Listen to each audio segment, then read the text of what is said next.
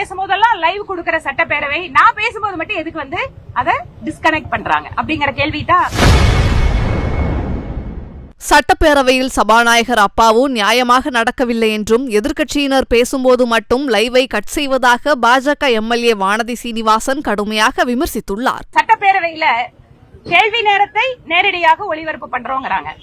110 விதியின் கீழே வரும்போது நேரடி ஒளிபரப்பு நாங்க பண்றோங்கிறாங்க, சில சமயம் பண்றதில்ல. ஆனா என்னோட கேள்வி என்னன்னா, மற்ற கட்சி தலைவர்கள் பேசும்போதெல்லாம் லைவ் கொடுக்கிற சட்டப்பேரவை நான் பேசும்போது மட்டும் எதுக்கு வந்து அதை டிஸ்கனெக்ட் பண்றாங்க அப்படிங்கிற கேள்வி தான் நான் பேரவை தலைவர் முன்னால வச்சேன். நியாயமா நடந்துக்கோங்க, எல்லாரும் கொடுக்கற மாதிரி எங்களுக்கும் கொடுங்கன்னு கேக்குறோம். அதனால அது மட்டும் இல்லைங்க, நாங்க பேசின வீடியோ, இந்த தொகுதிக்காக நான் பேசின வீடியோவை கொடுங்கன்னு சொல்லி எவ்வளவு முறை கேட்டேன். அந்த வீடியோ கூட கொடுக்க மாட்டேங்கிறாங்க.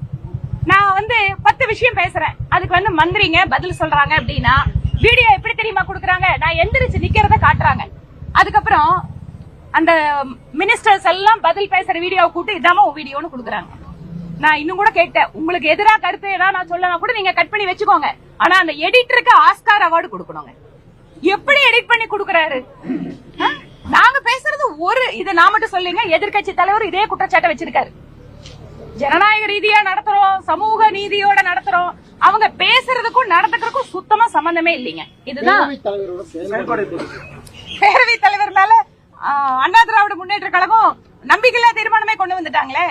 நிறைய நேரங்கள் எங்களுக்கு என்னன்னா, பேரவை தலைவர் அவர்கள் வயதுல மூத்தவர், அரசியல் அனுபவத்தோட இருக்கிறவரு, ஒரு தேசிய சிந்தனையோட இருந்தவர், இன்னைக்கு ஒரு திராவிட சிந்தனைக்கு மாறி உட்கார்ந்துருக்காரு.